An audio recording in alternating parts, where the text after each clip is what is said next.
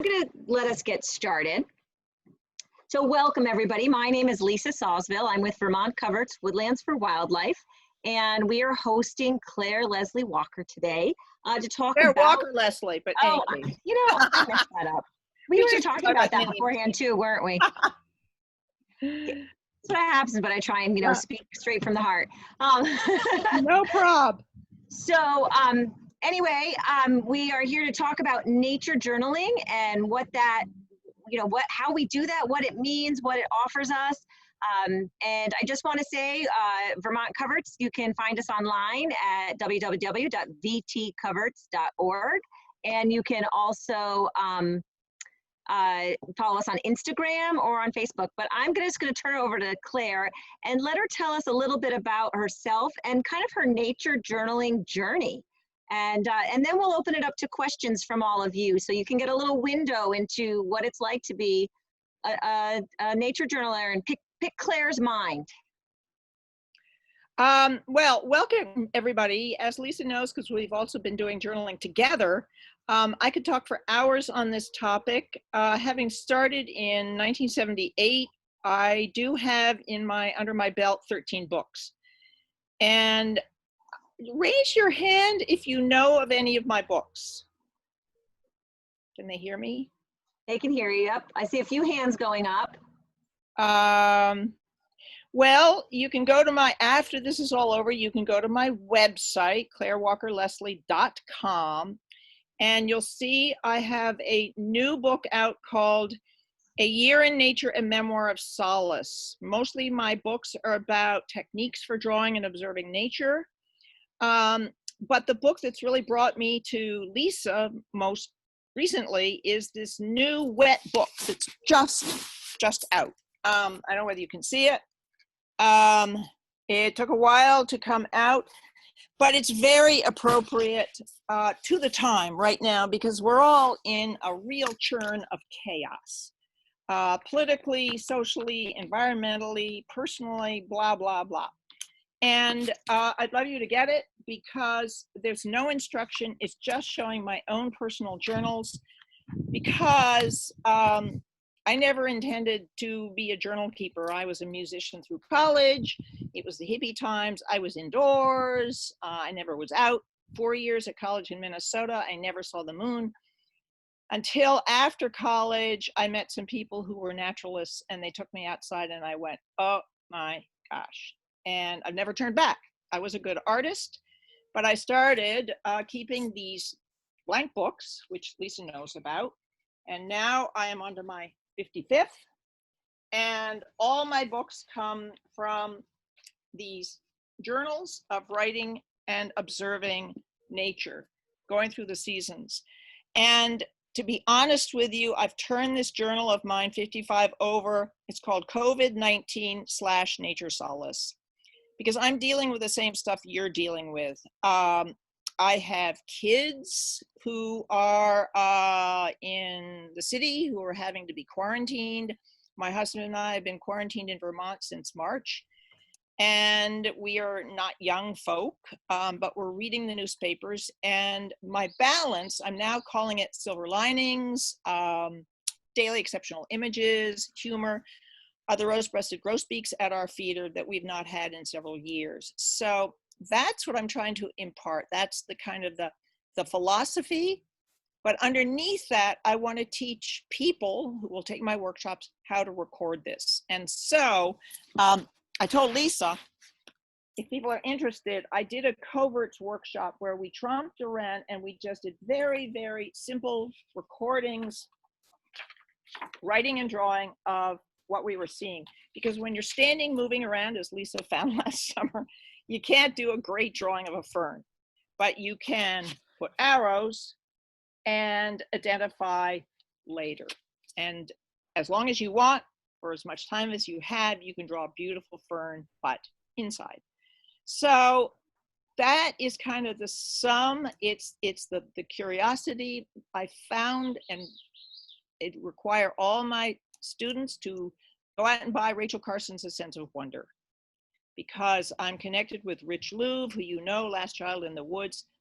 Many people are not outside in the same way they used to be, and I'm trying to get people reinvigorated and re-curious. And the wonderful side effect of this COVID crisis, we are reading in the newspapers, we're hearing on the news, people are outdoors more. So I don't have a studio.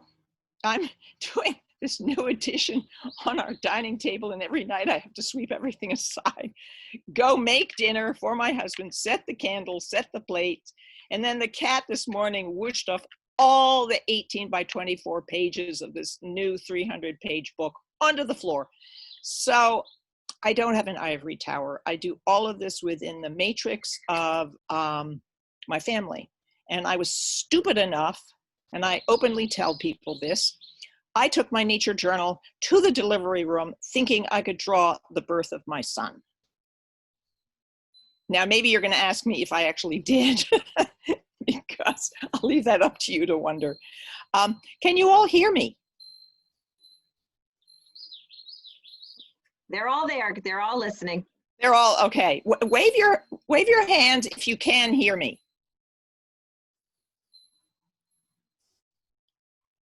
Okay.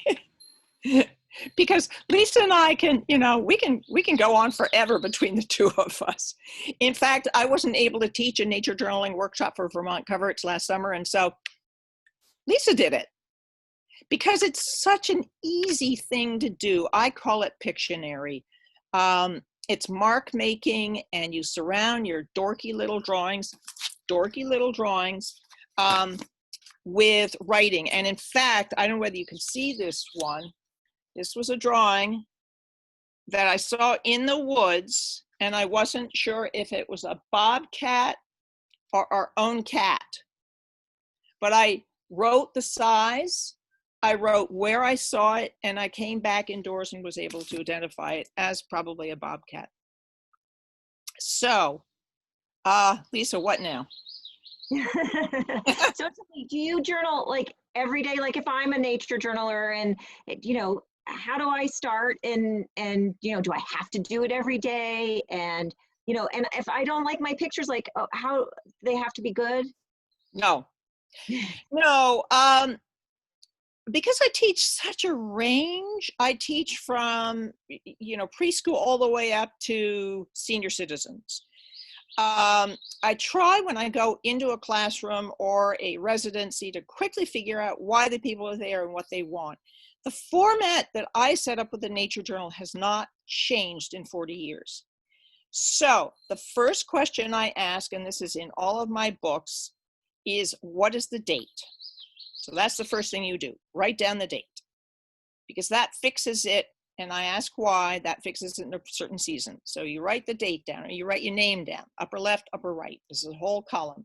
You do the date first, and that's safe because nobody, everybody knows how to write the date. Then underneath that, you put the place. And you start thinking, okay, is this a desert? Is this the beach? Am I at my grandmother's? What is the place? And actually, a lot of us, I have in workshops, I have people draw maps so they know whether they're near the coast or whether they're inland. Drawing a map of Michigan was really interesting when I was teaching there because, of course, Michigan is surrounded by the lakes. We live also in Massachusetts. We're near the Atlantic. You can get into geology, of course, social history too. So date, place, time. Time is really important. We write down the time of day, and then we talk about why. I mostly ask people questions. I don't give them information. So it's really cool. I'll be in a classroom and a teacher will say, these kids aren't interested in nature. We don't have any time. It's raining out, blah, blah, blah. And these kids do know about nature. Nobody's asked them.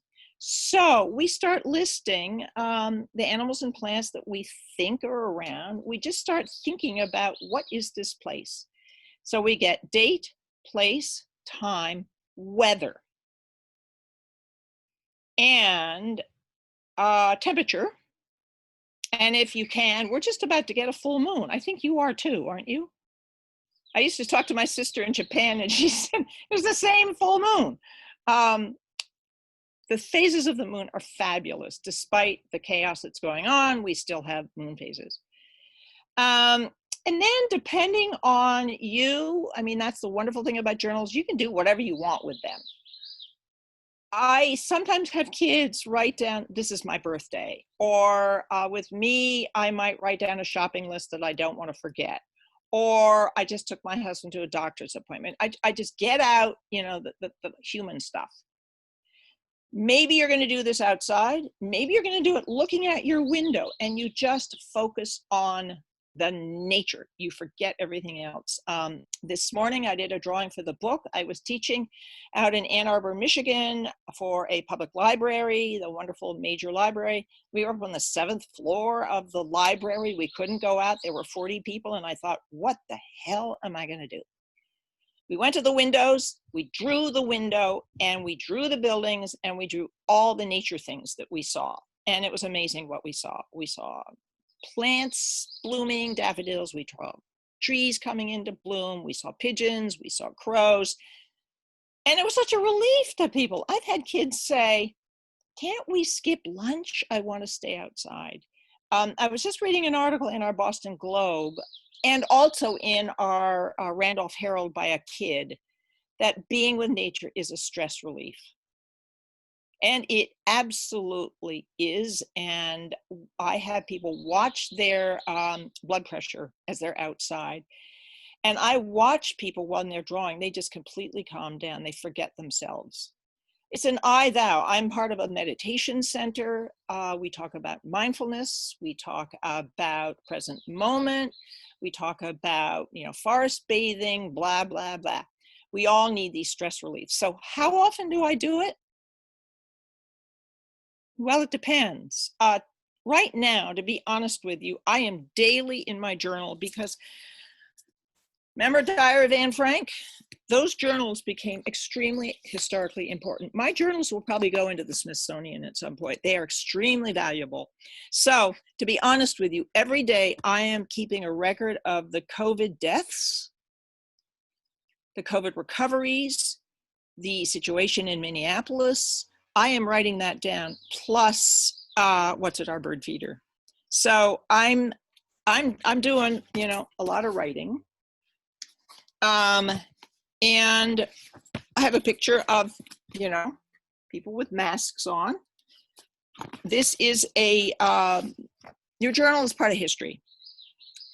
And then I will maybe tape little pictures in. This was a very funny one. I don't know whether you can see it or not, but there was a scrap of paper that had on our feeder one side a red squirrel and the other side a chipmunk. So I see a lot of humor. Then I did a very beautiful, I don't even see it, double page for a walk I did last week. And I wanted to draw all the birds that people might see. And it was a real stress reliever for me because I had a lot of people, you know, my family visiting, and I could just go into this little cocoon to draw for 10 minutes. So do I do it every day? No, I don't. But the fact for me is it's so available. I keep this at the table. I keep it in the car. It is, as it's said in my books, my journal is my best friend. It's my companion. And so what about the mistakes? I don't make any. You don't make mistakes in journals. They are your friends. I like that. I like that. There are no mistakes. You know, it's like a friend of mine who says there are mistakes, just an opportunity to embellish. Yeah. Or decorate. Yeah. So that's kind of nice. Yeah.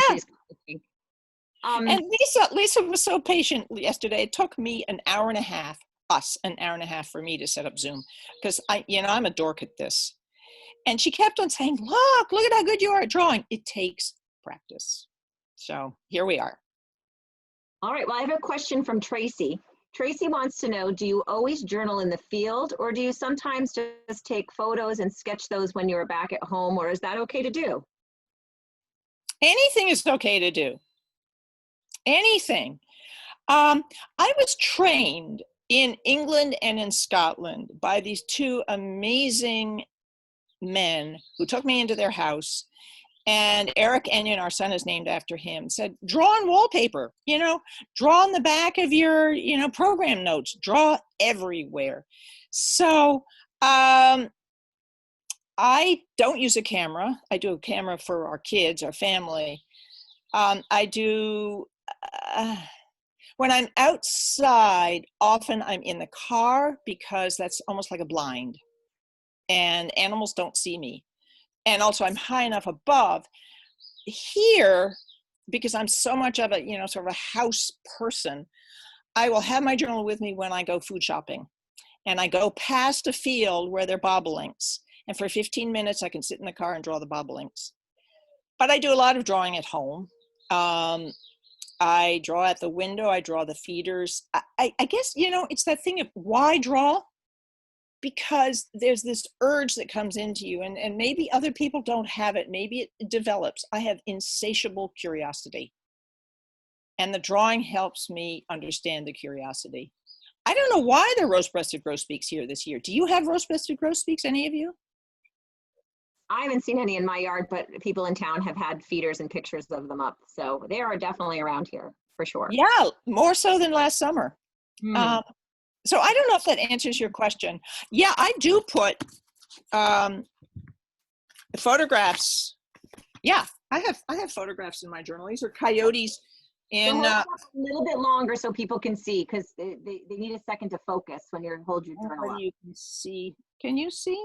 Yep, that's just hold it there for a count to like 3 when you hold it. Yeah, okay. These were photographs sent to me by a friend. I do a lot of work in Mount Auburn Cemetery in Cambridge, and he sent me these photographs of a coyote. I have granddaughters, and so they're in this. Also, there was a hawk. I don't know whether you can see, there's a photograph of a hawk. But it's this book that I'm revising right now has been translated. And I have to quickly say, this is sort of amazing. Lisa was the one who told me about it. Right now, we are in the middle of International Nature Journaling Week. Did you all hear that? Yeah? This has been going on for 3 years. And I went on the line. I just got this book from this nature journaling person in New Zealand. Somebody else is doing a workshop from Australia. And I started all of this. So it's kind of cool. What I started is the combination of writing as well as drawing. That's the big deal. And this is not a diary. That's the big difference. This is an account of your journey through nature. It may have your personal feelings. Like just this morning, I was telling Lisa, I did a drawing of what happened to my feelings when my sister died. And I have that in the book as a response. So it's okay to be sad. It's okay to deal with grief. It is okay to deal with worries. But have nature next door to you balancing that out. I will say too, in answer to Tracy, I do use my cell phone and take pictures and go back and journal later, because I can't, I may not have time to do it right then and there. And I also want to remember some details that I might want to do a quick sketch in the woods and as fast as I can just to get it down. And then with my picture at home later, I can refine that drawing if I choose to, and I have that record of it. So it just helps keep the record, but being out there is really kind of an interesting thing. So let me ask you, Claire, if you're gonna go out like to Nature Journal for a walk, what do you bring with you in the field? Oh, good. Well, that brings up the point of I don't bring a camera. And I say to people, I mean, I have a wall of books. Now everybody has a wall of apps or Google or whatever. But I balance this outdoor observation with indoor reading and reading and reading. Edwin Way Teale, Aldo Leopold, et cetera, et cetera. I'm part of an international Orion Society, the big writers group.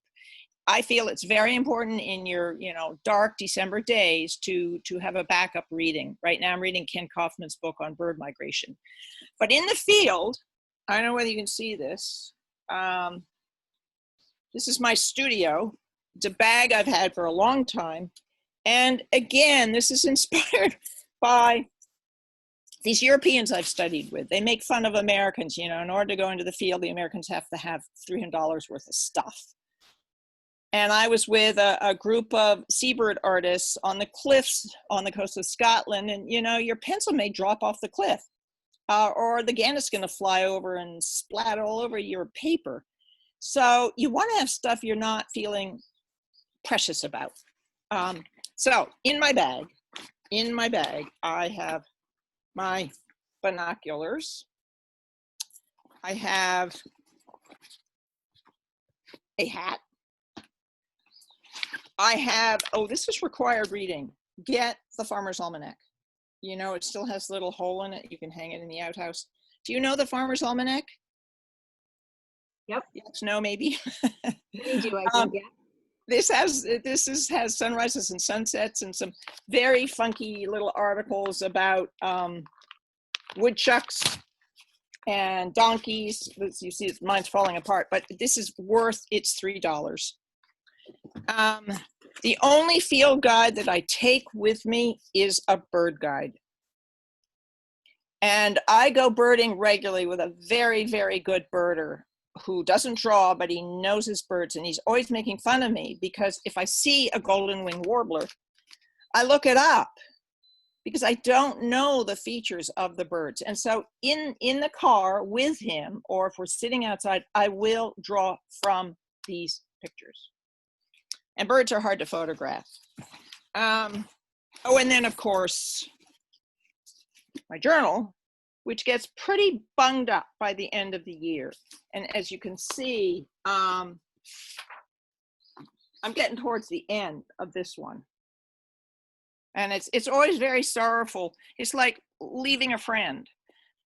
In the back, I now have a lot of wonderful emails from people who have gotten my book and have thanked me for it.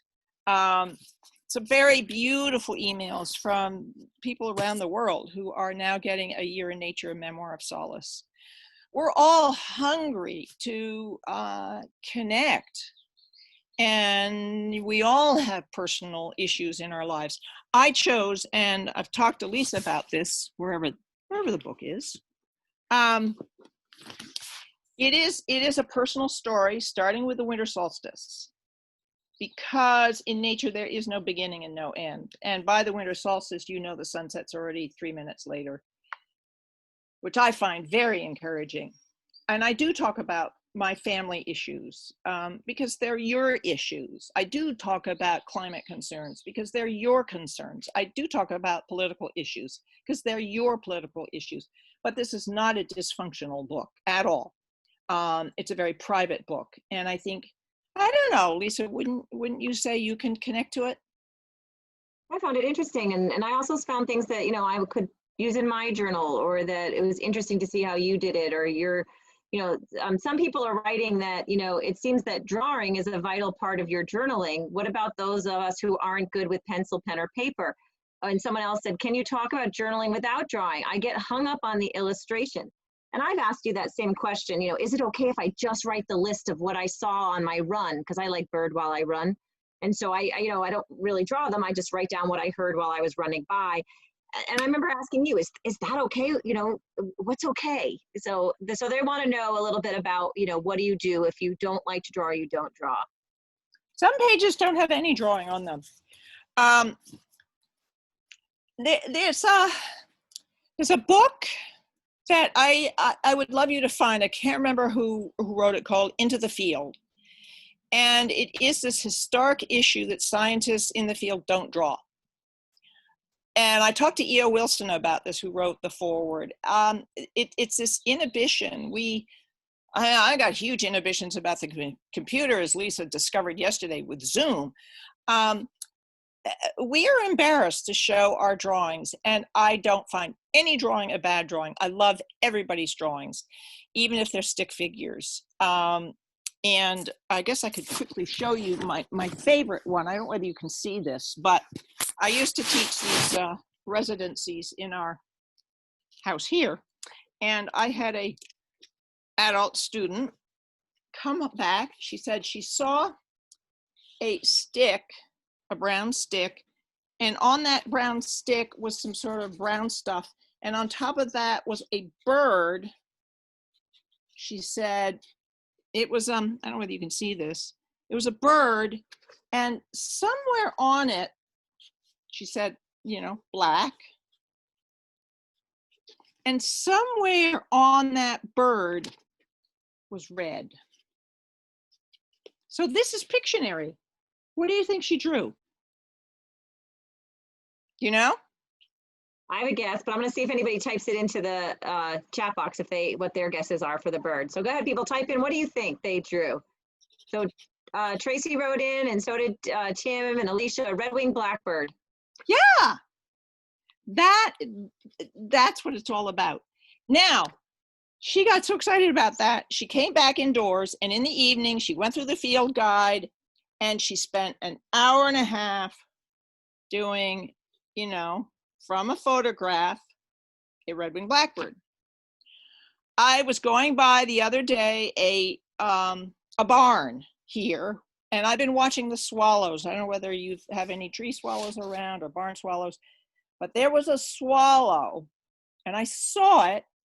I didn't draw it, but I saw it and I memorized. That's the other thing that really helps your seeing. Because when I got home, I realized the swallow, I don't know if you can see this. Well, anyway, I'll tell you, the swallow did not have a forked tail. It had sort of rust on the tail, and on the head had a little white window. So it was not a barn swallow. And I saw that. And this is the best part of the nature journaling, as Lisa was saying, you know, just writing it down. It's the seeing. I was so excited to look it up and find out I had seen a cliff swallow. That's So, cool. you know, it's like this article I was just reading in the Globe about this guy on his run is birding. It's our little private escape from all this other crap that's going on. Now we can talk about, you know, the melt. I just was reading an article last night about the melting of the permafrost in Alaska, and get ready for a Holocaust. We're not doing that. We're just looking at what's around us right now.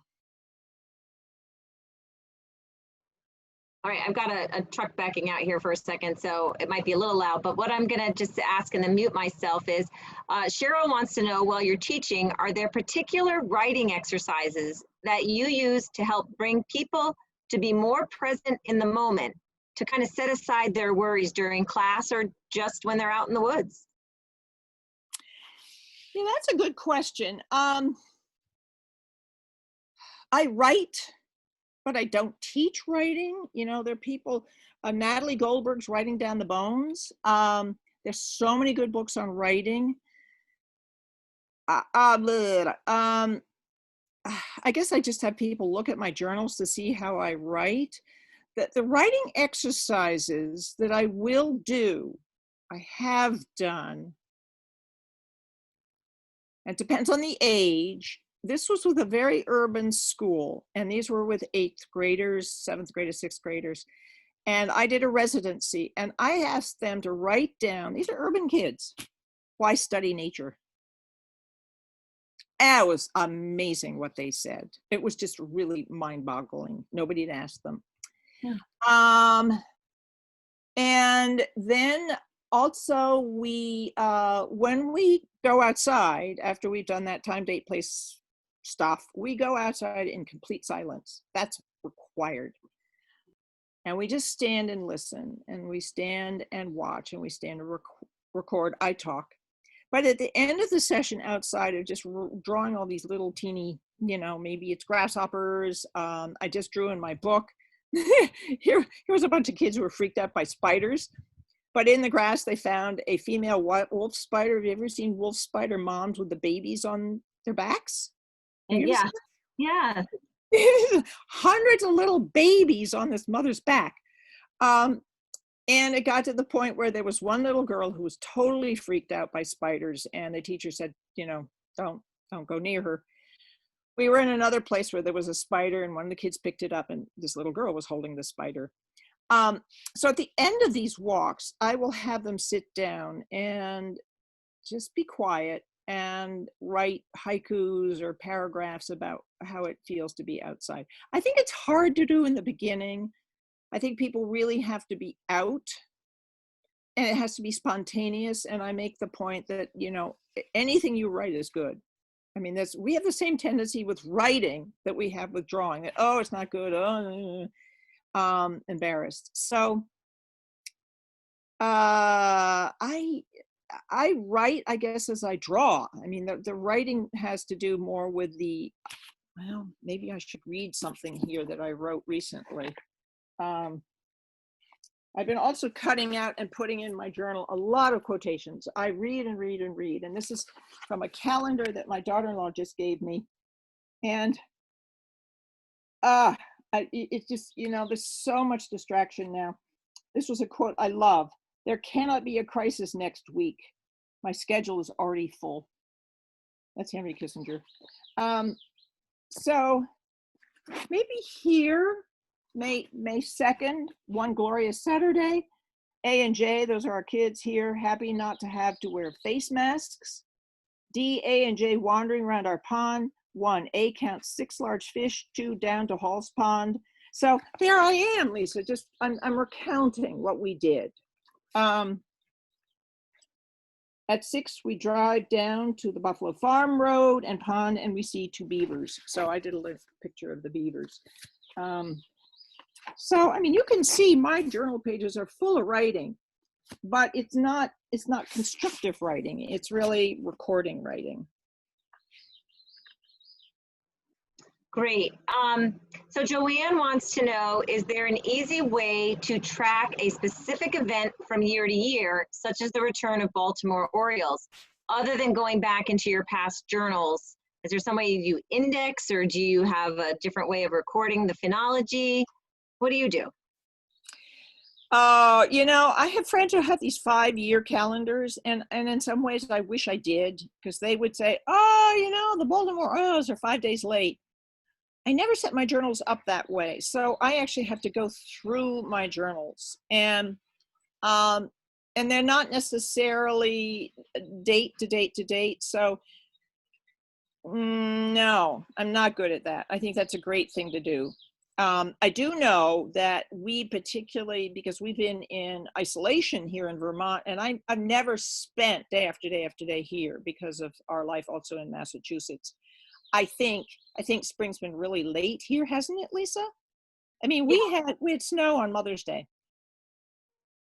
So it's kind of a ballpark thing. So to answer your question, I don't, and I probably should, and I think that's a great idea to have it more regular.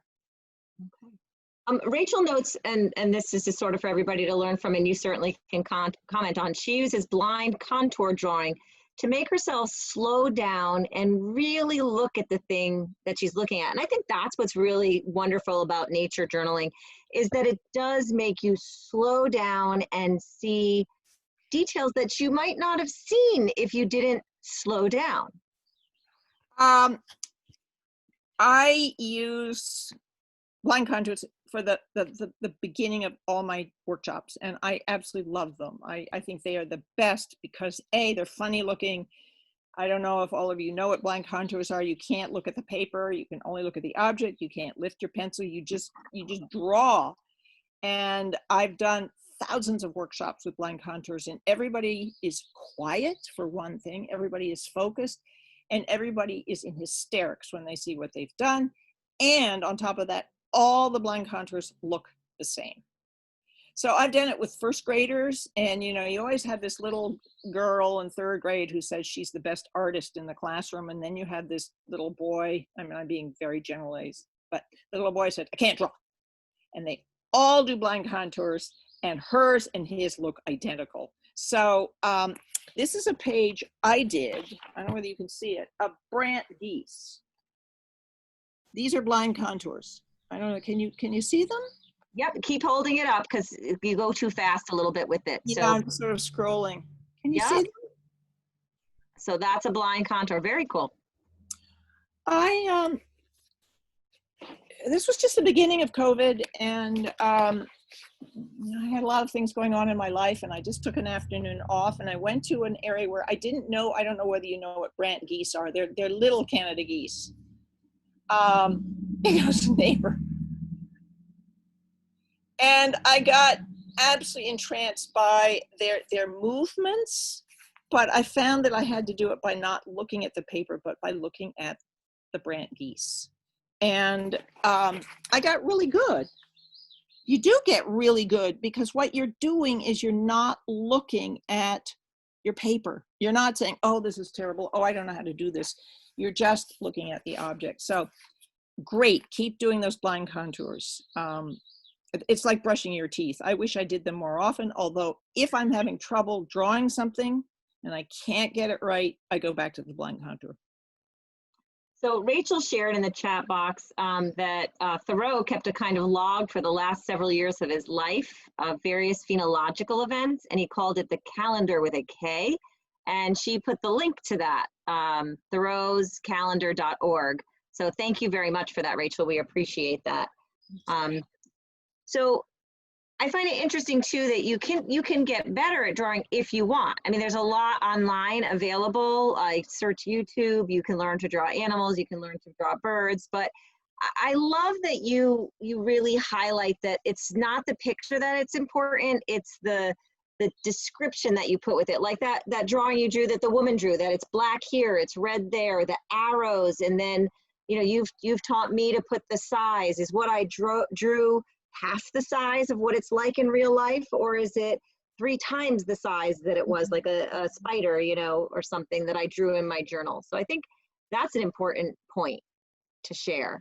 I think you have to, and I'm not making any judgments, you have to decide how much of you is an artist and how much of you is a naturalist. And I'm a very good artist. I wanted to become a naturalist. And to become a naturalist, you really have to record those things.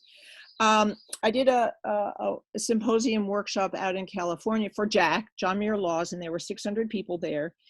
And they pretty much all wanted to be good flower artists. Of all things, the workshops were all indoors, which kind of like threw me.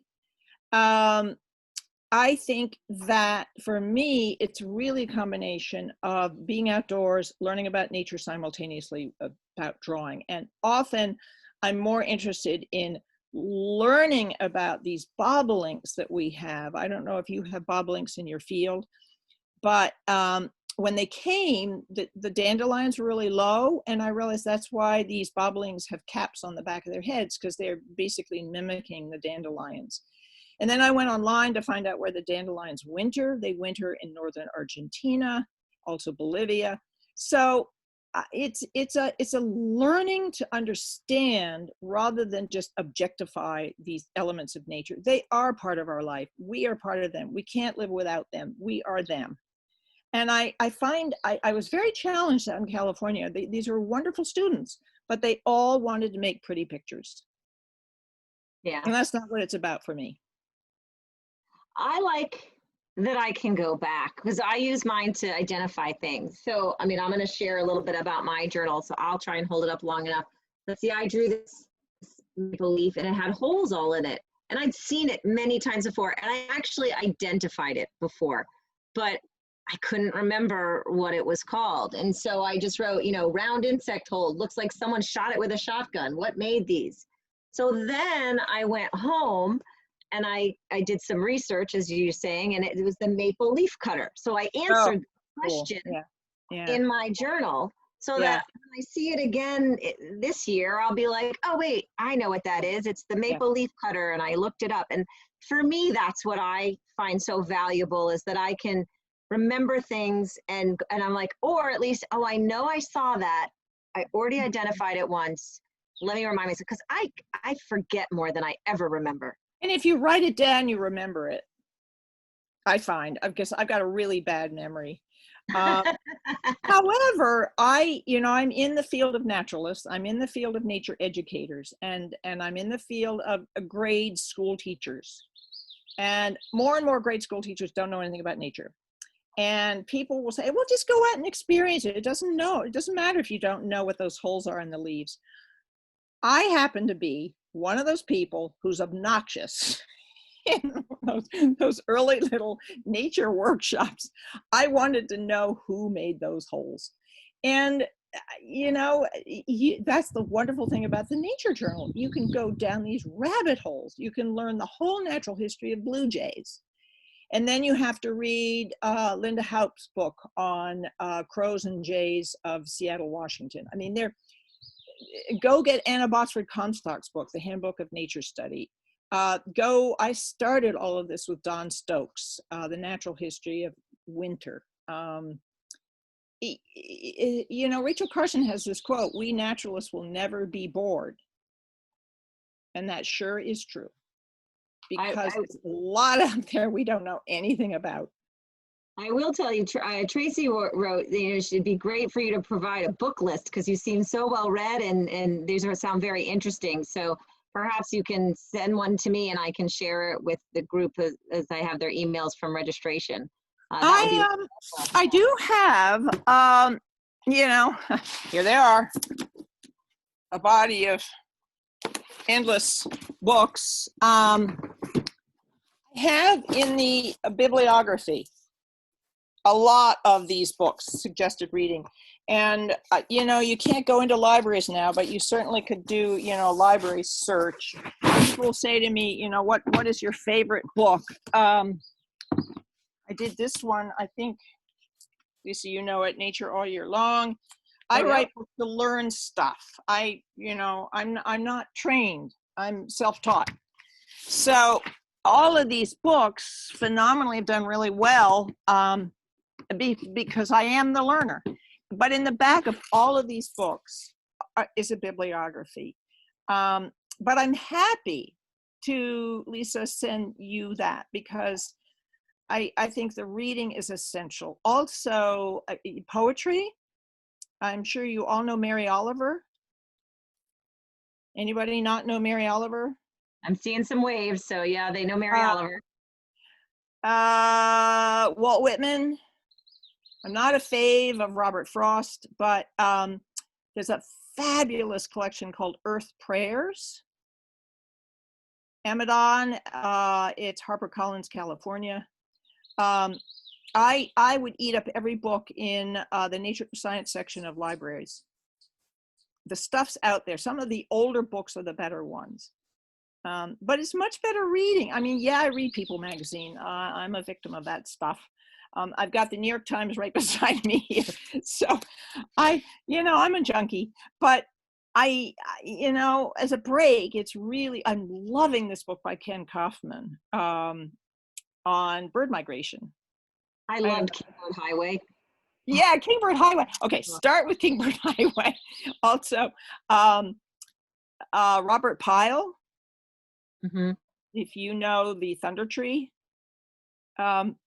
These books will help you sleep. And we all need a good night's sleep these days. That's right. Alicia wants to know if you have tips for sketching a landscape. Take one of my workshops. Yeah, and also I would get nature drawing, a tool for learning. I don't know if any of you have my books, but I'm dedicating this new edition to keeping a nature journal to the teachers. I have a lot of humility because of the teachers I learned from. I had nobody in this country to study with. So in 1976, I spent 2 weeks with Eric Enyon, sitting beside him saying, how do you do this stuff? And he showed me how to do a landscape. And basically it has to do with seeing the shapes of foreground, middle ground, background. It's all about design. And then a lot of it has to do with leaving stuff out. So without you sitting beside me, and of course I can't pull out an immediate landscape. That's why I hate Zoom. I can't, Lisa. It's what we got right now. We're doing good. I can't do this. You can't see that landscape. Come sit beside me and I'll show you how to do a landscape. Because that's my favorite thing is landscapes, because it takes everything in. And I am a professional landscape painter, actually. I have exhibitions and I sell my watercolor landscapes. That doesn't answer your question, but I tried. Cheryl wants to know, are there any tips for forming a nature journaling group? And has this ever been helpful to you, or do you find it's useful? Oh boy. Well, the guy who to connect with is johnmuirlaws.com, who Lisa knows about. Jack formed nature journaling groups out of California, and he has a Facebook page of over 2,000 people. I'm in correspondence with a woman in Japan who's formed one. I know that's going to help you. Australia. I'm a solo practitioner just because I don't have the time. I mean, people wanted me to set up a nature journaling institute, and I thought, yeah, the bylaws and the accreditation and all the blah. I get together with a guy and I go birding with him, and he shows me the birds and I draw them. I get together with my women friends and we chat and walk. There are groups. Oh, there are definitely groups. If you get on Jack's Facebook page, he will go state by state. So what state are you in? Let's see who asked the question. I got to go back up and look. Cheryl. Cheryl's here in Vermont, if I remember correctly. I think I know Cheryl. Well, when we can be less than 6 feet apart, Lisa and I will do one. We have fun. And we had a great time when we did our nature journaling last year. We had about 6 Coverts cooperators that got together. We had dinner. We made a potluck dinner. And then we went for a walk in the woods and did some journaling. We sat and like, let's draw this and let's draw that. And how would you do that? And it became more of a sharing and a discussion than a teach and learn. Right. And that was what was really, it was a gift. And people were gifting their observations to each other. Yeah. And I think that was a really neat exchange. I think that's I've been doing this for, 50 years. And I used to have groups, and I used to this and that, and used to this and that. And actually fewer and fewer schools are hiring me because they don't have the money. This is the really sad side of what I'm doing. More and more schools, well, when they had schools, didn't have a recess. And kids were, going to school with buses, and they weren't outside. My grandkids are, because I take them out, and their parents now are realizing that they need to take them out. This COVID, this is a good side effect. People are outside more, but there's less knowledge about nature than when I started this, which is really discouraging. And so I would do your nature center, check out your local places, because there are people who are out there, birding and mushrooming and lichening and fishing, and talk to anybody. I find you can't talk about religion, you can't talk about sociology, social justice, you can't, politics, blah, blah, blah. But you get somebody talking about birds and they won't stop. So nature is in all of us. Ed Wilson calls about biophilia. I have yet to find somebody who, when you dig underneath, doesn't love nature. So dig around. Great. Amanda shared that the Bonnievale Environmental Education Center in Brattleboro is doing a nature journaling workshop series right now. And she put their website, so people can check that out, which is really exciting. There's also some other authors that people shared, Bern Heinrich and Julie Zickafoos and Wendell Berry. So there's some more authors that people can look up and find and connect with and learn from. So that's pretty fun as well. And I also have to add, Lisa, that, and I talked this over with my husband, I started all of this, but there are a lot of people out there now who are teaching nature journaling. There are literally thousands. And, this nature journaling week thing, I don't even know these people. You can scroll down and see hundreds of images people are put on, Facebook sites and blog sites and blah, blah, blah, blah, blah sites. It's really caught on like wildfire. Yeah, it's quite fun. I know that that for myself, it's, I kind of almost feel guilty sometimes when I don't do it. Oh, you're a busy lady. I have to say to people, this is my job. This is not my avocation. This is my job. So of course I'm good at it. I get paid to do this. You get paid But to do melts. yeah, that's good for you. That's lucky. Yeah. You know, I do think it really does cement what you're learning. It cements what you're seeing. And I do, you know, I talk to the people out here who say they don't draw well. I don't draw well. No, that's not the point. It's you see well. And by the way, I have to tell you, my hair, you know, we're all having hair problems. My daughter cut my hair, so that's why it looks a little weird. None of us are going to the, you know, the beauty parlor. I said, Mom, cut my hair, Anna, and she said, Mom. So anyway, Jack that's Loss report has, have you seen Jack Loss? This kid shaves his hair. It only has hair up here. They shaved everything. Oh, I love it. It's very, very cool. He uses. Wait, where are you from? I'm on Portugal, and I went to Jack Loss workshops every week. He has several along the week, and he's ready now. He's all shaved and only have hair up here like That's an Jack. Jack Loss. Yes. I have to tell you, I did a workshop that Jack attended, me and Hannah Hinchman, at the Teton Science Center when he was 17, and he was an obnoxious little kid.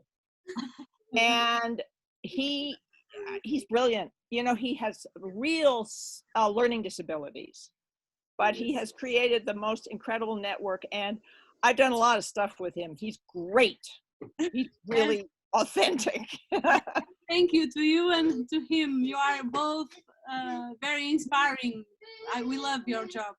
Oh, thank you. Well, you know, I tell people, you know, you cut off my arm when you cut off my journal.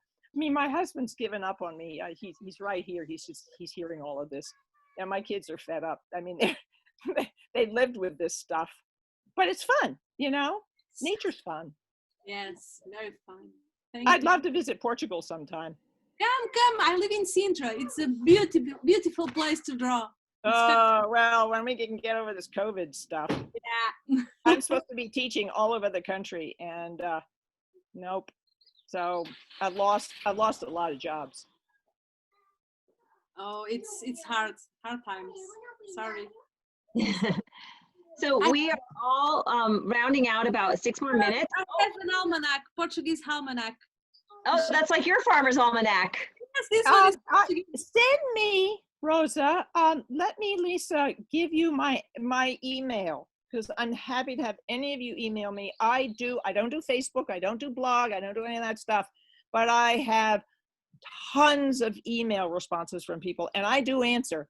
So go to www.ClareWalkerLeslie.com. That's me.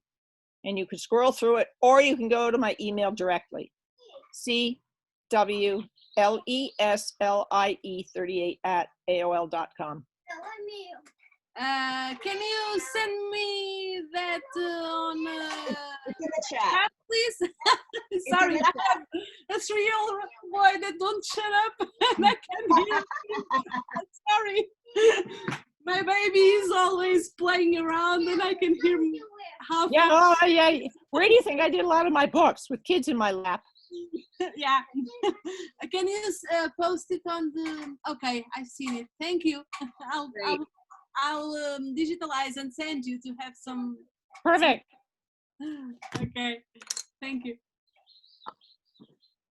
All right. Well, thank you all for any other questions that you might have. I will say it's a beautiful day here in Vermont, and I'm sure it's beautiful many places where you all are. So I encourage you to try this if you're not already involved with it. Get out, get a pencil, colored pencils, a pen, your watercolors if that's what you want to use. Any of those are all great mediums. Quickly, I mostly use colored pencils. I didn't show you my bag of tricks. It's pens, but cheap ones because you're going to lose them. It's the Prismacolor colored pencils I use. Jack uses watercolor and their little squishy brushes. I don't. He and I fight about stuff. I have in this little bag ballpoint pens, felt tip pens, these big pencils, and a little eraser. Keep the stuff cheap. And I find pens that don't bleed to the other side. because you're going to lose stuff. So I use the Pilot fine liner mostly, and the technical pens, you know, they run out and they're clog and bleed on airplanes and stuff. I do use a technical pencil, big one for birds and animals. I'm sorry, Lisa, I forgot to talk about what I use. But I use color pencils extensively. Just go to my books and you'll see what I use. Which one of your books would you recommend if you would only have one book?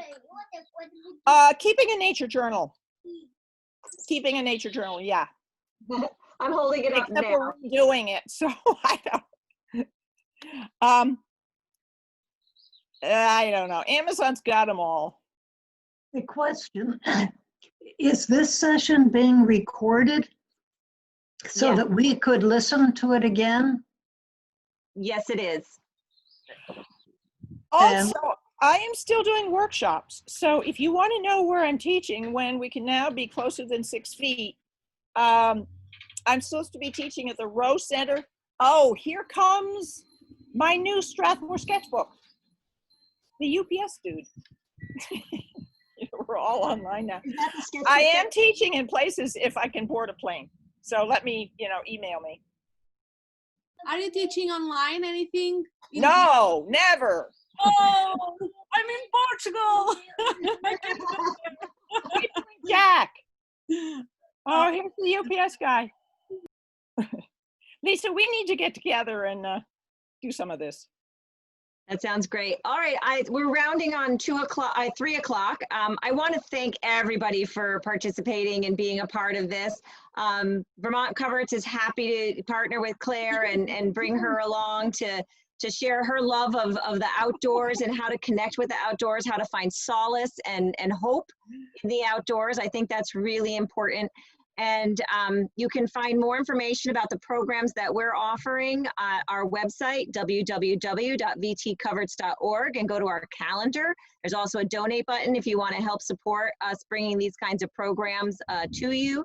And you can also follow us on Instagram, VT Coverts, and we'd love to have you follow us there. So we wish everyone a wonderful day. Claire, thank you so much for sharing your love for the outdoors and nature journaling. And we wish everybody to stay safe, and we hope to see you soon. And this is recorded and will be on our YouTube channel. And Lisa, a drawing of Lisa's can be in my new edition. Yay, Lisa. Thank you all. Stay in touch. We are a community. Thank you. Thank you so much. Yeah, well, bravo.